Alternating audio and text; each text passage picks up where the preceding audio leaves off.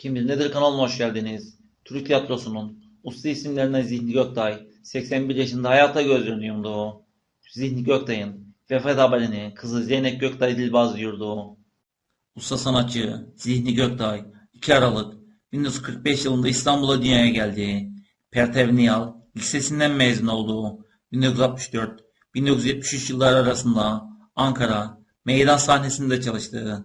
1973 yılında İstanbul Şehir Tiyatrosu adım attı ve burada 36 yılda 72 oyunda rol aldı. İstanbul Radyosu'nda 1978-1996 yılları arasında birçok oyunda yönetmen ve oyuncu olarak görev aldı. Birçok filmde ve dizide oynadı ve seslendirme de yaptı. Biz de usta sanatçı Zihni Göktay'a Allah'tan rahmet, sevenlerine ve yakınlarına başsağlığı dileriz.